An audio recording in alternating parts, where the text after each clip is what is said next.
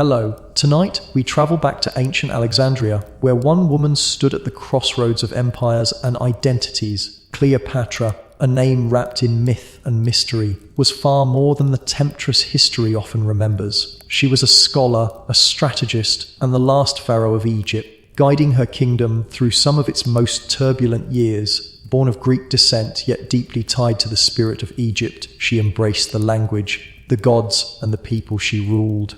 In her, tradition and ambition merged, not as a passive queen, but as a ruler who dared to shape her own story. So let's leave behind the legends and step into the world of the real Cleopatra, a world of shifting alliances, sharp intellect, and the quiet strength of a woman facing the fall of a civilization. Let the echoes of her legacy lead you gently toward rest. We will reflect on the life of Cleopatra, last sovereign ruler of ancient Egypt, whose path to power was shaped not by comfort, but by complexity. Born into the Ptolemaic dynasty in the 1st century before the Common Era, Cleopatra came of age in a fragile kingdom. Though of Greek descent, her family ruled Egypt for nearly 300 years following the death of Alexander the Great.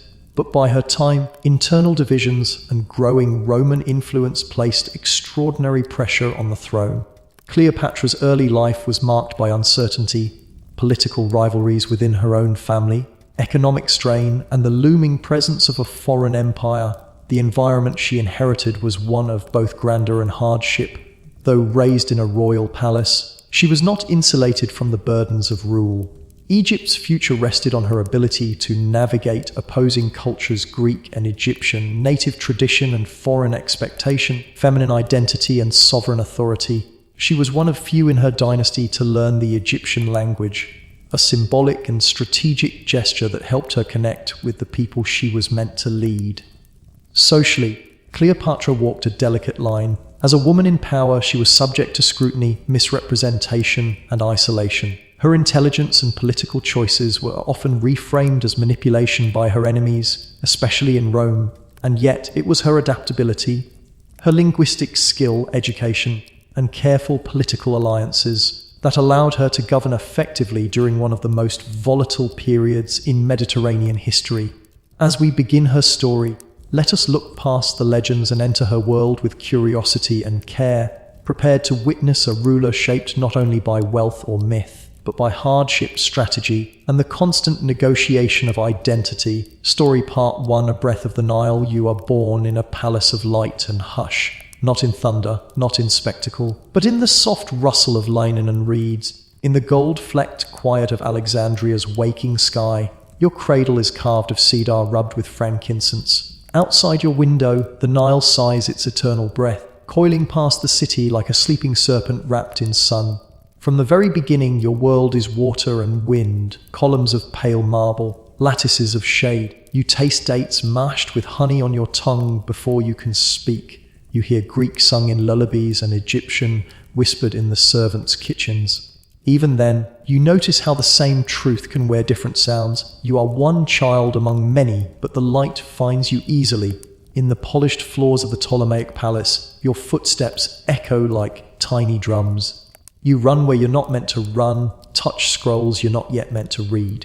Yet no one stops you, not truly. They say the stars blink longer when you walk by, that the ibis birds nest nearer your chamber than any other. You do not understand what that means, not yet, but you feel it like warmth just beneath the skin. Each morning, the sea breeze mist over Alexandria, and you watch it curl through the courtyards. You learn to wake early, to feel the hush of the world before it fills with noise. There's a sweetness to that space, like a held note, a sense that something is listening. And so you begin to listen too. The palace is a place of languages. Your father speaks with Roman envoys in low Latin murmurs. Scholars murmur theories in Greek by lamplight. Your wet nurse sings lullabies in Egyptian as she braids your hair. You absorb it all, not as a student, but as soil drinks rain. By the time you are 7, you speak 3 tongues. By 10, 5, you say the names of gods without stumbling. You recite the shapes of the stars, the ratios of geometry, the rituals of the temples. And still, you want more. The more you learn, the more you sense how much is hidden. You are told not to ask about politics. You ask anyway. You are told not to sit among the elders in the library's shadowed chamber, but you sneak in after dusk, scrolls heavy in your lap, dust soft against your fingers. They see you, of course, but they do not shoo you away. Not anymore. You are growing into your mind like a flame grows into its wick. In the gardens, papyrus rustles in the wind like whispered prophecy. You press your palm against the bark of sycamore trees and wonder what they remember. You let sun-warmed cats curl against your ankles as you study the tides of the moon. Alexandria is not a city to you. It is a body, a teacher, a hymn, and still outside the palace, Egypt endures its rhythm, sand, sowing, flood. The river does not care for dynasties. The people toil in fields with bent backs and sons, split hands. You see them when you pass in a gilded barkie. They do not bow deeply. Some do not bow at all, and something inside you burns at that distance. You want to know them. You want them to know you. One evening, you ask your tutor why your ancestors never learned Egyptian. He frowns. Because they ruled. They did not need to. You are silent a long time. Then you whisper, "But I will." And you do. You learn to chant in temple tones, to read glyphs curved like waves and eyes. You visit priestesses under moonlight and speak to midwives in back alleys. You listen to the land's old tongue. You let it shape your breath, your bones. You are not Egyptian by blood, but language, you realize, is another kind of inheritance. And so you claim it. There is loneliness sometimes. Not all in the court understand your hunger for knowledge, your quiet defiance. You are different, not by rebellion, but by rhythm. You do not seek to be adored. You seek to understand. And that, in a palace built on spectacle, is its own kind of rebellion. Still, you are not alone. Your mother's kerchief still smells of cardamom. Your nurse still hums the songs of her village as she braids your hair each night. Your younger sister follows you like a shadow in the morning, her laughter like wind chimes behind you. And on quiet nights, when the city hushes itself to sleep, you climb to the palace roof and let your eyes drift up to the stars. You do not pray, not exactly. You speak to them softly, as equals. You are not a goddess, not yet, but you are not only a girl either. You are something in between. Becoming. Once, during a rare storm, you step out into the rain without sandals. The marble is cold, the water sharp against your cheeks. Thunder cracks far off, but you do not flinch. Instead, you raise your face and let the sky pour through you. You laugh, not loudly, but wholly, and the rain, for a moment, feels like it's laughing with you. You do not know what Rome will write about you. You do not yet understand that the stories told after your death will not belong to you. But here, now, you belong to yourself. And in the hush before dawn, when the Nile turns silver in the dark and the city breathes in its sleep, you press your hand to your chest. Your heart beats slow, strong. You are not yet queen, but something ancient stirs within you just the same, and it knows your name. The crown of the living goddess. The first time you wear the crown, it is heavier than you expect, not just in weight, though the gold itself presses firm against your temples, but in the way the silence changes, the way the air thickens, the way people look at you now, as if you are no longer entirely of this earth. You are still young, barely more than a girl, but you feel it, the shift, the slow awakening of something vast and quiet inside your chest, like a river realizing it is a sea. The day is warm and drowsy, glazed in frankincense and rose water. Inside the temple, the priests chant in long, winding syllables that feel older than stone. The incense curls upward toward the carved ceiling, where falcons and lotus petals watch from a painted sky. Your robes are white linen, smooth as river silk, edged in fine gold thread. Around your wrists, bracelets chime gently when you move lapis, turquoise, carnelian, stones of old meaning, stones that remember. A headdress waits on a cushion of ivory cloth. The vulture wings of Nekbet, the sun disk of Ra, the cobra of Wadjet poised and gleaming. When they place it upon your head, you do not flinch, you simply breathe, not because you are certain, but because breath is the one truth you trust, the one power that has never lied to you. Outside the temple, crowds gather along the processional road. You glimpse them through the veils, farmers, fishmongers, traders, mothers lifting their children high to see. They do not know you, not really, but they know what you represent. They cheer not for a girl, they cheer for continuity, for a symbol that might hold chaos at bay a little longer. You ride through the city on a palanquin draped in peacock feathers and purple dye, and as the city chants your name, you feel a strange softness blooming in your chest. Not pride, not fear, responsibility. Later, when the formalities have ended and the sun begins to fall behind Alexandria's sandstone walls, you return alone to the roof of the palace. The headdress is gone. Your hair is loose. Your hands are stained faintly with saffron from the blessing oils. You sit beside a bronze basin and dip your fingers into the water, and for a long time you simply watch the ripples. This is what they do not tell you about power. It does not roar, it listens, it waits. It watches to see what you will become. You become deliberate, you rise earlier than before, speak less but with more weight. You read economic reports with the same focus you once gave to poetry. You visit the grain stores in secret, eyes measuring more than gold. You ask your advisors to explain trade routes, not once, but until you understand every tributary, every tax, every shadow cost. When the Nile fails to flood one year, a cruel, dry season, you do not hide in the palace. You travel to the villages. You speak not from a throne, but from the back of a simple cart, among cracked soil and brittle crops. You distribute grain. You offer forgiveness on taxes. And more than that, you listen. The people begin to murmur your name differently now, not as myth, but as mirror. Still, the court watches with narrowed eyes. Brothers shift in their seats. Uncles whisper behind tapestries. In your world, blood does not guarantee loyalty. Only power commands respect, and even then it must be renewed daily like breath. One evening, a trusted servant leaves your chamber in tears. Another is found spying for a foreign envoy.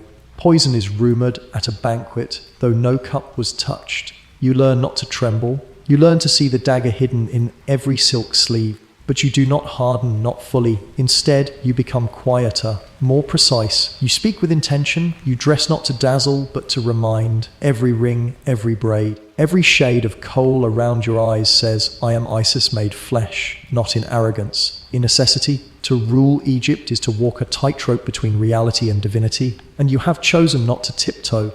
You walk it barefoot. Your people begin to paint you with wings in temple murals. They offer prayers to you under your many names: Greek, Egyptian, goddess, queen. And yet, there are always shadows stretching toward your throne. Rome begins to whisper louder. Its ships visit your ports more often. Its coins appear in your markets. Its merchants speak as though your kingdom is already theirs. You study them the way you once studied constellations, not with fear, but with fascination. You learn their leaders, their laws, their weaknesses. You know that war may come, or peace, that either path will be paved with politics more complex than any scroll you ever read. And when a messenger arrives one warm, windless evening with news of a Roman general landing near Pelusium, you do not flinch. You pour yourself a cup of watered wine. You ask for a map. You do not ask who he is. You already know. You have read of him, this Julius Caesar, a man of power, of precision, of ego as wide as empire. You do not panic, you plan, and when the time comes to meet him, not in an audience chamber, but in a roll of carpet smuggled past guards and protocol, you do not consider it beneath you. You consider it strategy. The gods you honor are clever, flexible,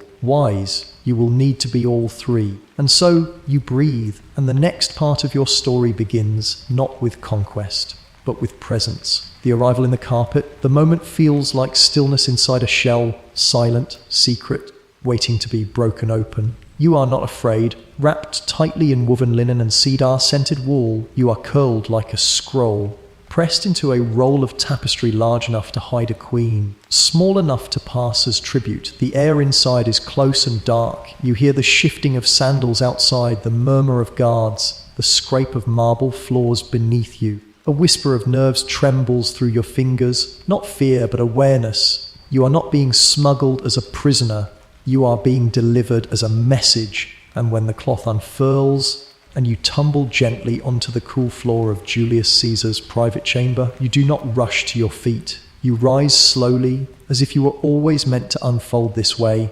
emerging not from hiding, but from design. The room is quiet, the Roman general stares, his mouth parts, a heartbeat passes, and then he blinks. You stand, your robes are light linen, soft against your skin. the color of candlelight. Your dark hair falls over your shoulders, braided with tiny beads that catch the firelight like stars. You wear no crown, no jewelry beyond the simple gold ring on your finger, the one that once belonged to your mother. There is nothing ostentatious in your presentation, only presence. And when you speak in his language, gently accented but clear, the words fall like smooth stones in a calm river. You speak of Egypt, of inheritance, of stability. You speak of your people, your city, your claim. You do not raise your voice. You do not bow. You simply are, and he listens. He is not what you expected. He is smaller than the marble statues, quieter than the tales say. His eyes are sharp, measuring, but not unkind. A man of control, you think. A man who has spent his life cutting through the noise of empires. He does not interrupt. When you finish, you wait. There is no begging, no seduction. You do not play the role written for you by men who imagine women only in terms of softness or scheme. You are neither. You are queen. That night, he does not exile you, nor does he send you back to your brother, whose hunger for your throne has turned to violence. Caesar, instead, invites you to remain. You do. Days unfold gently, like papyrus beneath a warm hand. Alexandria breathes, restless and watching. The palace echoes with new tensions. The whisper of Roman cloaks, the scent of foreign oils, the unfamiliar cadence of Latin replacing the lilt of Greek in the corridors. But inside the courtyards, peace lives. You and Caesar walk beneath olive trees where the shade dapples your feet like flickering ink. He asks about Nile floods. You ask about the Roman Senate. You share figs from a silver plate and sip wine cooled with snow carried in from the mountains. There is a kind of courtship, but not of romance, of intellect. He is curious, you are luminous. He watches you speak to your scribes in 5 languages before midday. He marvels when you explain the yield projections of grain along the riverbanks. He does not understand your rituals, but he respects how you speak of them, not as superstition, but as soul. You too are curious. You ask him of Rome's law, its people, its stories. He describes the Forum with the awe of a builder, not just a conqueror. He tells you of his youth, of battles fought in far-off lands. His words are measured, but you hear the strain beneath them, the heaviness of being expected to lead with iron, even when his mind is made of parchment and stone. And slowly, without intention, the distance between you narrows. One evening, the sky over Alexandria is awash in lavender and ash. The library's spires catch the fading light. You sit beside Caesar in a quiet courtyard, both of you listening to the distant hum of priests in evening prayer. Neither of you speaks. It is not a silence of absence, it is a silence of understanding. Later, you will lie awake, feeling the shift in your body, the small ache beneath your ribs, the faint fullness that wasn't there before. You press a palm low against your belly and exhale. There is a heartbeat somewhere within you.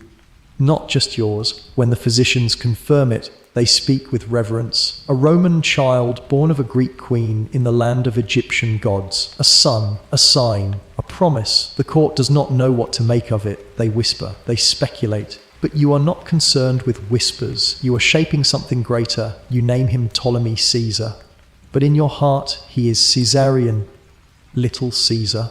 He has his father's brow in your mouth. He is born on a cool morning just after the Nile's return, when the floodwaters swell gently over the riverbanks. The city smells of mud and hibiscus, and when you hold him for the first time, the world stills. You do not weep, you smile, not for Rome, for yourself. You send word to Caesar. He receives it, responds. There is no promise of return, only acknowledgement. He is called back to Rome, pulled by duty and ambition, as all men of his world are. You do not ask him to stay. You have no need to. Your son is your sovereignty. And when Caesar boards his ship, you watch from the palace steps. Wrapped in linen the colour of the Nile, the breeze tugs at your hem and seagulls cry over the harbour. You lift your chin as the sails rise. He does not look back, but you do not look away. That night, the moon is low and golden. You carry Caesarion into the garden, and the breeze smells of lemons and myrrh. You hum softly as he sleeps, your voice barely above the rustle of leaves. The stars seem nearer than they were the night before. You do not know what the historians will write, how they will twist this chapter into seduction and scandal, how they will name you harlot, Manipulator, lover of empire, they will forget the scrolls you studied, the languages you mastered, the hours spent ruling in silence while others spoke in thunder. But you remember, you are not their myth, you are your own memory, and it begins here, in the hush of the garden, in the crook of your arm, in the soft breath of a child who is both Rome and Egypt, and yet neither, only yours. The goddess and the general years pass like the hush between tides. You rule with stillness and strength. The court has grown quieter now, respectful, wary, watchful. No longer are you seen as the girl queen they could outmaneuver. You are a mother, a sovereign, a living goddess. They call you Isis reborn, and though the title was once ceremonial, now it lives in the way you walk through the halls, in the way you gather advisors in the shadowed chambers, in the way your people speak of you with something more than loyalty, with faith. Caesarion toddles beside you now, dark curls and quick eyes. You guide his hand across painted papyrus, his tiny fingers smudging the ink. You teach him stories, not just of gods and heroes, but of policy, of grain reserves, of river maps. A ruler must read the wind, you tell him, and also the soil beneath his feet. He listens. Sometimes you pause at your window, watching the port of Alexandria. You see Roman ships arrive like iron beetles, their sails white and proud. You do not flinch, but you feel the shift in the air. Something is always coming. Then one morning, word arrives. Julius Caesar is dead, assassinated on the steps of the Senate, not by enemies, but by friends, they say, betrayed by those who once praised him. Rome, always hungry, has turned in on itself. The news comes wrapped in silence. You do not cry. You sit alone beneath the fig tree in the garden where you once walked with him.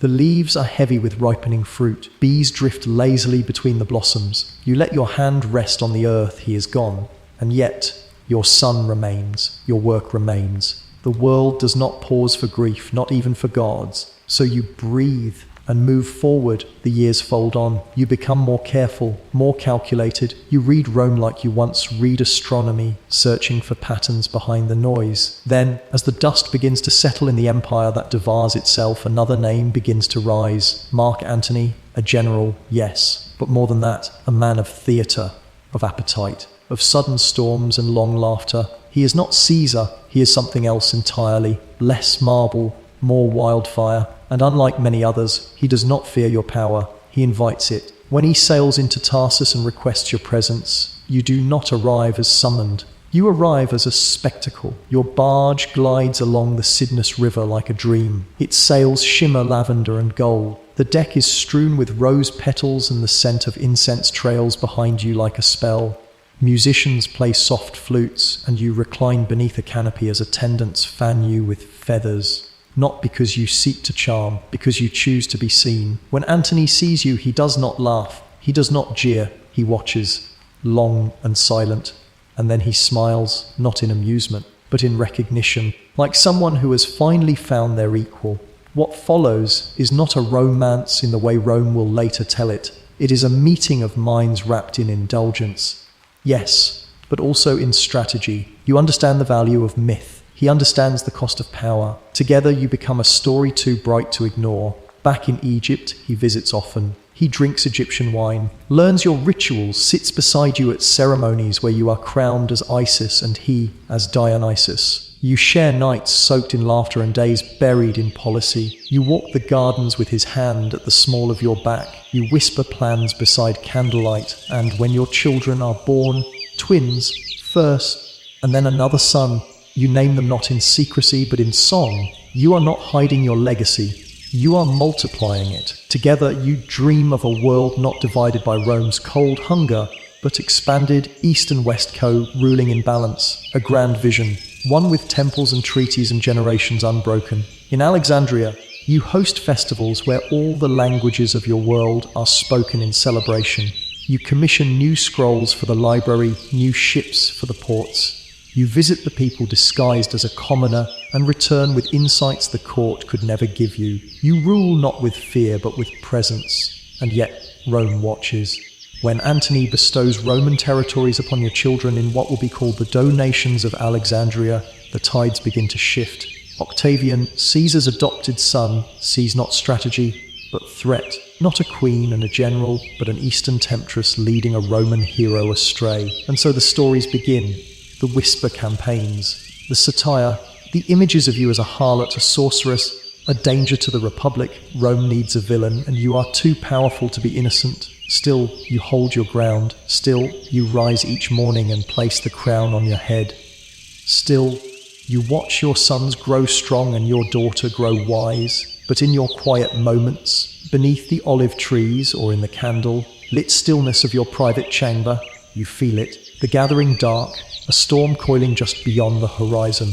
And yet there is peace here too, a tender stillness in knowing that you have not bowed, not once, not to fear, not to slander, not to the lazy shadows of men who do not wish to understand you. You are not their story, you are your own shape, your own rhythm, your own sun.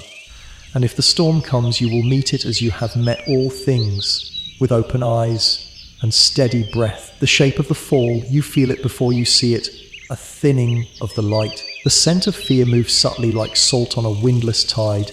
Alexandria continues its rhythm, markets bloom with figs and saffron, bells chime at temple doors, but something has shifted. You hear it in the silence between footsteps, in the way your advisors pause longer before speaking. Rome is moving. Octavian does not shout. He tightens, steadily, a hand closing around your world. His words arrive first, sharp, strategic, letters cast like fishing lines into every Senate corridor, every scroll room. He paints a picture Antony corrupted, lost to a foreign queen, a woman of silk and spell. You, they call you the sorceress of the Nile, the Eastern whore, the serpent. And yet, when you walk through your palace, barefoot in the cool of morning, your children still run to meet you. Your robes still rustle with mirror. The marble still feels solid beneath your feet. Here, in the hush of your home, you are not legend or weapon. You are only a mother, queen, flesh. Antony grows restless. You see it in the tension behind his smiles, the way he stares longer across the sea. He knows what is coming. You both do. Rome is no longer just a rumor on the horizon. It has become a shadow beneath your boat. And so you prepare, not in panic, in precision.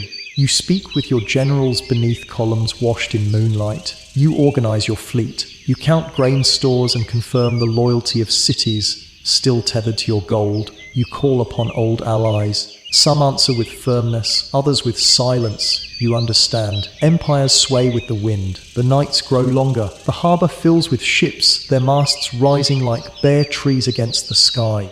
Sailors chant prayers to sea gods. You watch from the palace wall as torches flicker like stars across the water. You do not sleep. Instead, you sit beside Antony in your private chamber. He drinks more than before, and sometimes his words slur into memory. But you speak gently, brushing your fingers through his hair.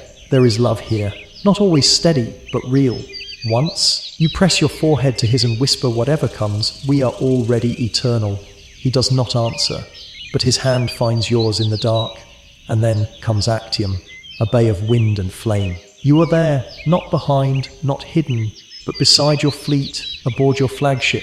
You stand on deck as the battle unfolds, linen robes pressed flat against your legs by salt and gust. The sea is chaos, sails torn, iron clashing, cries lost beneath the scream of gulls. You watch Antony's ships falter, his formations unravel, and in one final moment, a decision. You order your sails to turn, you retreat, not in cowardice, in preservation. What the poets will say, that you fled in fear, abandoned your lover, crumbled in weakness, is not truth. You leave the battle because the war has already changed shape. Because if the heart of Egypt is lost at sea, there will be nothing left to defend. You return to Alexandria. Antony follows. He is quieter now, the weight of loss settling into his bones. He paces the gardens like a ghost of himself. The children do not understand. You cradle them at night, humming old lullabies. You tell them stories of gods who sleep beneath the river, not of battles, not of grief. And still you rule. Even in shadow, you reinforce the city walls. You restore the grain supply. You dress each morning with the same care. Black coal drawn clean across your eyes, amulets fastened against your collarbone. You are not pretending. You are remembering. That queens do not vanish when the world begins to turn its back. They rise slower, softer, but no less radiant. One evening, Antony returns bloodied and broken. Word has reached him. twisted and cruel, that you have died, that you have betrayed him. He tries to take his own life. You find him gasping, and you hold him, your robes stained red as the sky darkens. He does not die immediately. He lingers, fading like incense at dusk. You stay beside him until his final breath, his hand in yours, his voice a hush against your wrist. When he is gone, the silence swells. You are alone. Not in the world. There are still servants, soldiers, children, but in the space that once held two shadows where now there is only one. The days after are painted in gold and dust. You no longer dine in public, no longer walk through the markets. You study the stars again, as you did when you were a girl, tracing constellations through the window as if they might offer you escape. Octavian draws near. His army waits just outside the gates, patient and sure. You know he will not kill you yet. He will parade you, bind you in iron, and drag your body through the streets of Rome as spectacle, as warning, as story. But you were never meant to be anyone's trophy. You call your most loyal handmaidens. You prepare a chamber, one last shrine, one last sanctuary. There are oils, fine linens, perfume, amulets laid in careful rows. Perhaps a serpent waits in the shadows, perhaps a draught, perhaps simply stillness. You do not record the method, only the moment, when the door closes behind you. You are not afraid. You dress in your finest robes, white and gold, the colors of life and eternity. You paint your eyes. You place the diadem gently on your brow, and then you lie down. The air is warm, sweet with myrrh. A breeze stirs the curtains, soft as breath. You think of the Nile, of your son's first cry, of Caesar's smile shadowed in torchlight, of Antony's hand pressed to your heart. You do not fight sleep, you return to it, and somewhere beyond the veil of this life, the gods are waiting. The legacy in the dust morning creeps over Alexandria like a sigh. The harbour, once teeming with soldiers and sails, is quiet now. The gulls circle without urgency. A thin light touches the palace walls, golden and slow. There are no horns, no drums, only the sound of the wind passing through olive trees and the hush of servants who have learned not to speak too loudly. You are gone.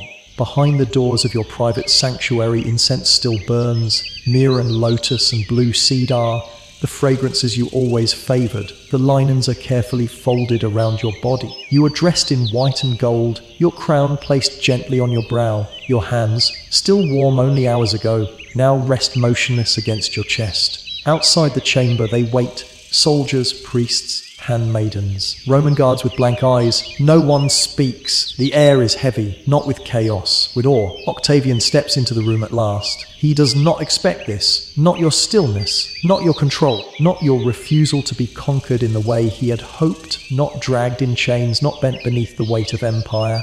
You have robbed him of his victory parade, his spectacle, his prize. He stares, but he does not speak. There is nothing left to claim. Your enemies will rewrite this moment, of course. They will turn your final act into a cautionary tale. They will call it cowardice, or seduction, or weakness, whatever fits the shape of their fear. You will become a myth sculpted from their misunderstanding. But here, in the hush of the chamber, the truth still lives. You were not their story. You were your own, a woman who lived between empires, between languages, between worlds, a ruler who understood the weight of ritual and the grace of adaptation, a queen who read philosophy by firelight and who led not by domination but by balance. You did not fear Rome. You studied it, you spoke to its generals, challenged its assumptions, dared to dream of a world that did not revolve around its hunger, and in the end, when you could no longer hold back the tide, you stepped away with purpose, with care, with dignity. They do not understand that silence too can be power. Your children live on. For now, Caesarion is declared ruler in name, but Rome never forgives lineage it cannot control. His life ends in the shadow of an empire that feared the blood in his veins more than the sword in his hand. The twins, your son and daughter by Antony, are taken to Rome. They are paraded gently, not in chains but as curiosities, symbols. You are no longer their mother. They belong to history now, to other hands. And yet, your daughter, Cleopatra Selene, grows strong. She watches. She learns. She rules one day in another land. She speaks with the same quiet conviction you once did. She carries you forward, not in legend, but in her bones. The library is burned. The scrolls blacken in the smoke. The statues fall, the temples fade, and still your name endures. Centuries fold around you like fabric, soft, heavy, full of creases. They write plays, paint portraits, sing ballads. Sometimes you are a goddess, other times a temptress. They cannot agree on how you died, but they cannot forget that you lived. Your face appears in marble and ink, though none truly capture the warmth of your eyes, the sharpness of your mind. They show your beauty, but not your wisdom. They record your lovers, but not your laws. And still you remain, not as a woman remembered accurately, but as a presence, a question, a breath between empires. Some say your tomb lies near Taposiris Magna, beneath the temple of the goddess you embodied. Others believe the sea took you, that the Nile, which cradled your kingdom, welcomed you into its depths. But wherever you rest, it is not your body that matters now, it is your echo. It is in the language of every girl who dares to rule with a calm voice and a steady hand. It is in the stories whispered at dusk by grandmothers who know that strength does not always roar. It is in the hands of scholars brushing dust from forgotten coins, finding your name etched in gold beside the wings of Isis. It is in the silence of a woman who chooses her own ending. Let yourself rest now. Let yourself drift from memory to meaning. You are no longer surrounded by marble or silk. You are surrounded by light, by song, by time folding back into itself petal by petal. You are not a ruin. You are a rhythm. The world does not forget you, not truly. Even as myths twist your image, the pulse beneath them remains yours. The river remembers, the stars remember, and somewhere even Rome must remember, not what it conquered, but what it could never own. So sleep, Cleopatra. Let the wind carry your name softly across the sea. Let the dust of your life settle gently into the corners of history, where the light still touches it, where the silence still listens, where truth waits quiet and golden. Ending, the sun sets softly over Alexandria. Its final light brushes against the columns and courtyards you once walked, warm and golden like memory settling into stone. The city has quieted now. The sea still breathes beyond the harbour. The palm fronds shift in the breeze. Your footsteps no longer echo in the palace halls, yet your presence lingers, not as shadow but as shape, not as myth but as meaning. You were born into a world already in transition, the last daughter of a fading dynasty, ruling a land older than empires. Greek in blood, but Egyptian by choice, you stood at the meeting place of civilizations, a living bridge between languages, gods and ways of being. You did not simply inherit power. You earned it, defended it, carried it carefully through storms that would have broken lesser hearts. The hardships were real: famine, betrayal, war, and the scrutiny heavier still, a woman ruling among men, a queen in an age of conquest. You were called many names, some cruel, some careless, but none as true as the one history often forgets: leader. You governed with vision. You listened where others ruled with noise. You wore divinity not as decoration, but as devotion, not to illusion, but to balance, to presence, to the idea that sovereignty was not a performance, but a practice. Your alliances were judged, your choices politicized, yet within them lay courage, not of sword, but of strategy. You preserved your kingdom as long as any soul could. And in doing so, you preserved something greater: the belief that intellect, grace, and identity could coexist in the face of overwhelming power. As your final days approached, you did not fall into despair. You stepped into stillness, into the sacred act of choosing your ending, as you had chosen so much else, on your terms, with quiet resolve. There is dignity in that, and clarity. Today, your legacy is not just in what remains, not in statues or ruins or the broken language of enemies, but in what continues to rise from your story. The young scholar who studies your life and dares to ask deeper questions. The leader who walks between cultures and finds strength in both. The woman who claims intellect, ambition, and compassion and refuses to surrender any of them. You taught us that power can be poetic, that identity can be complex and still whole, that presence, calm, deliberate, listening, can shape the course of empires. Now you rest, not forgotten but transformed. You belong to no single nation, no single myth. You belong to the wind that moves over water, to the ink that tells stories in dim light, to the silence that follows wisdom well spoken. And in that silence you endure, still queen, still flame, still a lesson in how to live with grace, even in history's hardest hour. Let us carry that forward, softly, gratefully, always. Welcome, beautiful soul. You are here, and that is enough. You are safe now. You are home. Find a comfortable position. Allow your body to relax deeply into your bed. Let the day drift away like clouds in a slow-moving sky. Close your eyes gently. Feel the air as it flows in and out of your body. Breathe in deeply and breathe out slowly. Inhale calm, exhale tension. Inhale peace, exhale worry. Let your body begin to melt into the softness of your blankets. Let your shoulders drop. Let your jaw relax. Let your hands unclench. Let your toes soften. You are here and you are safe. You are surrounded by peace. You are held in love. You are protected. There is nothing you need to do now. Nothing to fix. Nothing to chase. Only this moment of stillness, of quiet, of becoming. Tonight, we plant the seeds of wealth, success, love, and deep respect.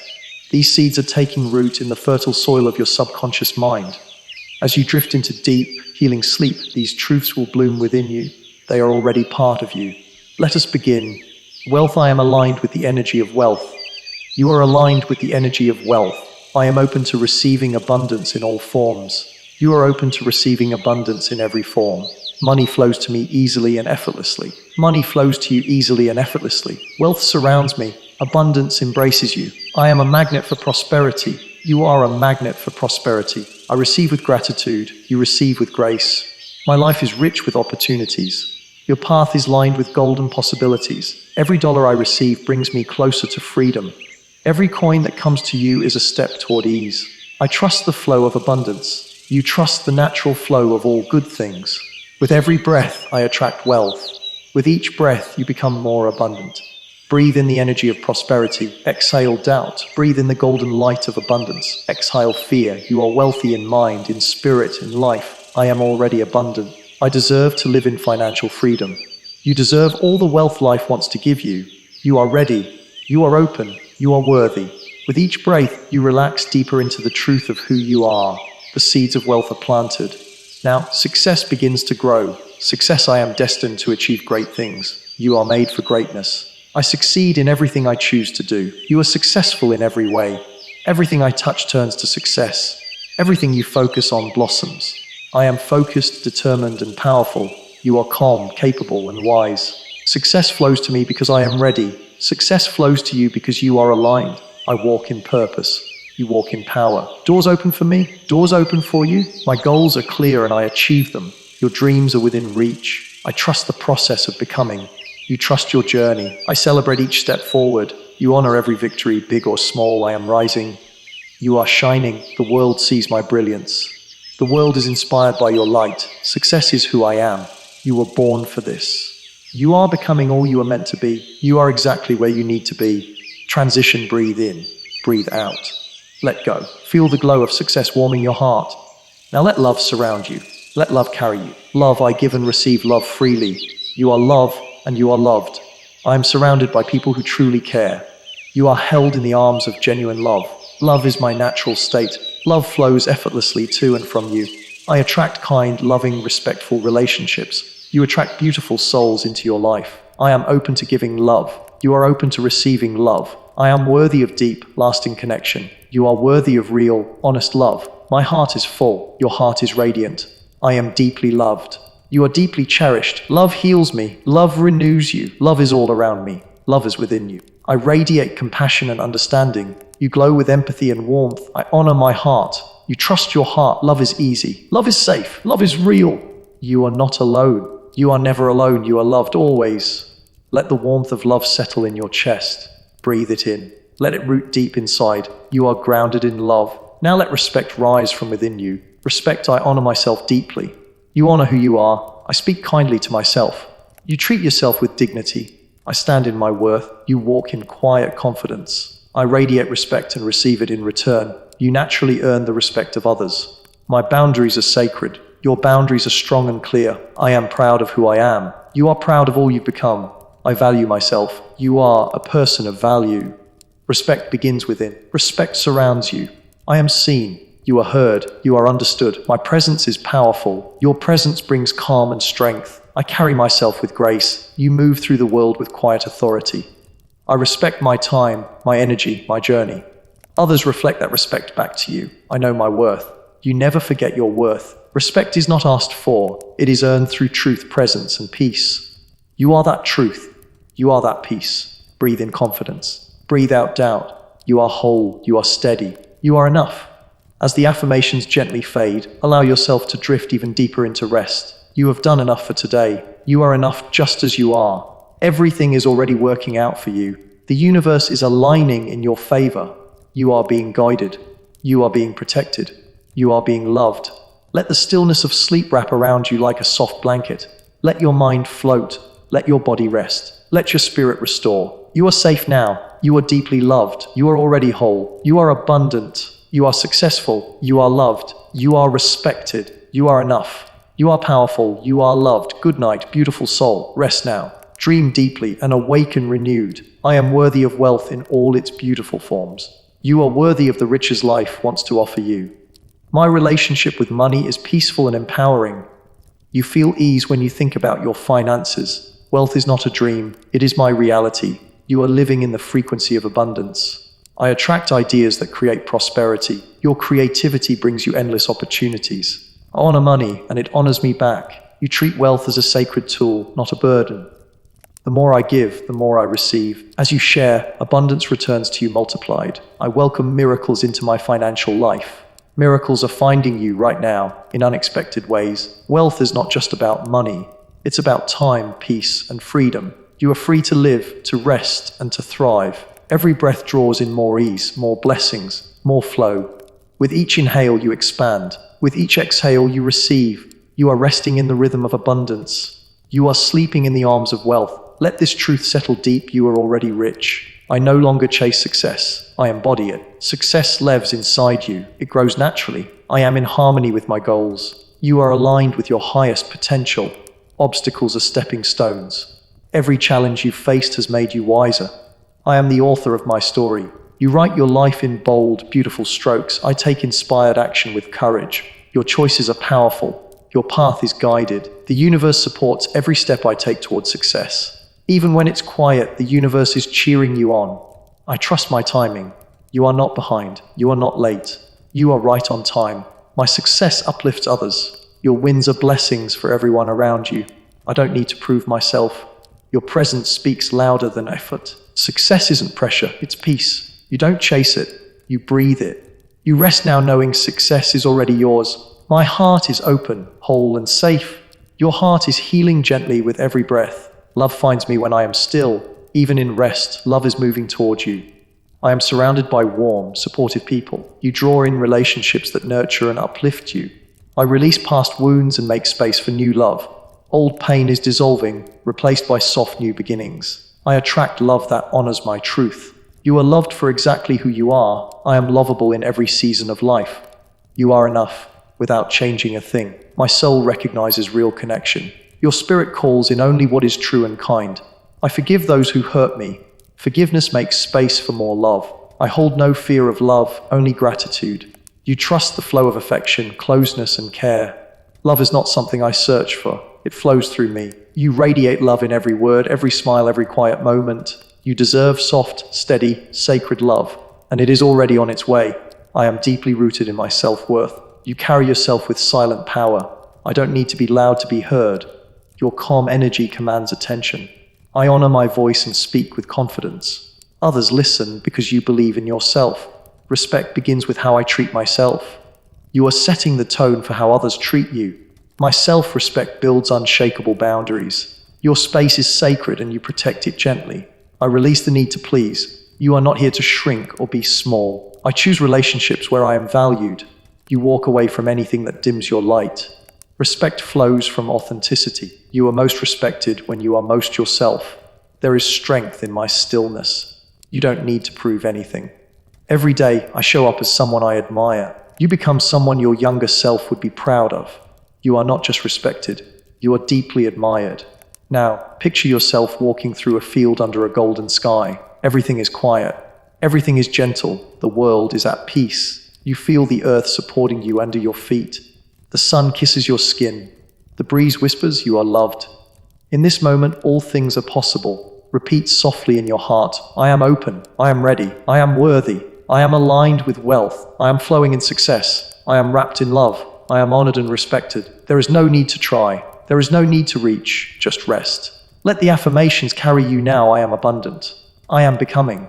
I am growing. I am evolving. I am receiving. I am safe. I am whole. I am loved. Let your body sink even deeper into rest. Let your breath slow. Let your spirit stretch. You are cocooned in peace. You are not alone. You are never alone. All is unfolding. All is already on its way. You are the seed. You are the soil. You are the sun. You are the bloom. Rest now, beloved. In these last few moments of awareness, feel your entire being soften.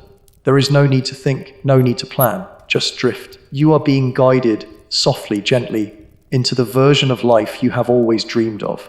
You are the dream. You are the answer. You are the gift. Everything you want is already within you.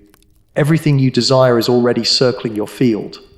Everything you need is already coming. Breathe in love. Breathe out peace. Breathe in trust. Breathe out fear. Tonight is a turning point. A quiet, powerful shift into alignment. When you wake, you will carry this energy with you. But for now, sleep deeply. Sleep peacefully. Sleep knowing you are enough. Sleep knowing you are loved. Sleep knowing that you matter. Good night, soul of light. Good night, heart of gold. Good night, abundant one. You are safe. You are loved. Now let yourself drift even deeper. There is no urgency here. No pressure. Only breath. Only being. You are gently sinking beneath the surface of the day, floating in calm waters of peace and restoration. With every breath, you release more. With every breath, you remember who you truly are. You are not broken. You are becoming. Let the following affirmations drift in like soft waves. You don't have to hold on to them. Just let them wash over you. I am not separate from abundance. I am abundance. You are not seeking wealth. You are living it. Everything I touch is infused with prosperity. Your energy turns ideas into gold. My wealth is spiritual, emotional, and material. You are full in heart, in mind, in life. Money honors me because I honor myself. You attract what respects you, and you respect wealth. I let go of scarcity. You release all stories of lack. I am a creator of value. You are a channel through which wealth flows freely. The universe always provides. You are deeply supported by life itself. You are rich in all ways that matter, and those riches grow with ease. I define success on my own terms. Your journey is your own, and it is unfolding perfectly. I rise with grace. You are lifted by your inner strength. My path is clear, even when I cannot see it. You trust the road beneath your feet. I celebrate how far I've come. You honor every version of yourself that brought you here. Success is not a destination. It is a state of being. You live it. You breathe it. Each breath, a choice to thrive. Each moment, an invitation to grow. I lead with purpose. You are driven by your own soul's compass. The world needs what only I can offer. Your gifts are needed. Your voice matters. I am love in human form. You are the embodiment of tenderness and connection. I allow love to enter gently, with no resistance. You are open. You are safe. Love is not a reward. It is your birthright. You do not have to earn love. You are already it. I let go of fear, shame, and doubt. You are no longer defined by past pain. I am worthy of lasting, nourishing love. You are held, not hurt, cared for, not used. Every part of me is lovable. You don't have to be perfect, just real. My love attracts peace. You bring harmony wherever you go. Love is not something you chase. It is something you rest in. I command respect through quiet confidence. You don't need to shout. You simply are. I walk with integrity and self-trust. Others follow your energy because it is real. Respect grows where truth is honored. You live in your truth effortlessly.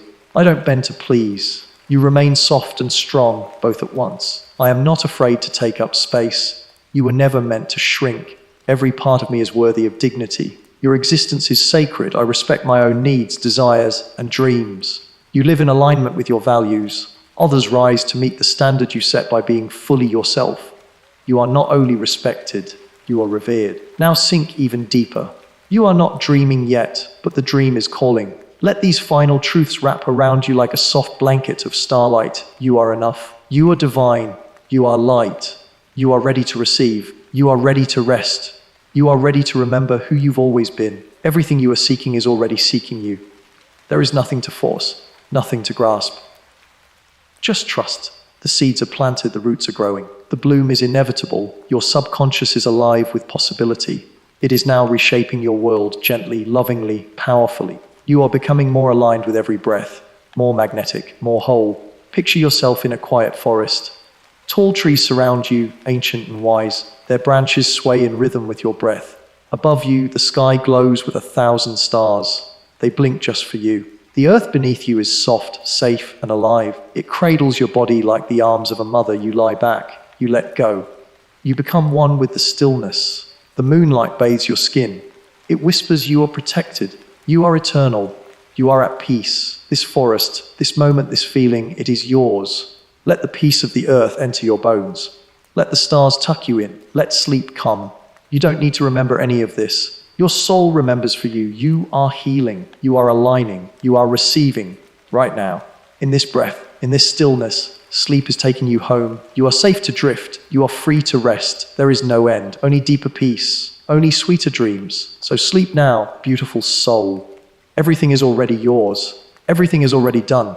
You are abundant. You are successful. You are loved. You are respected. And you are free. Good night. Sleep deeply. Sleep.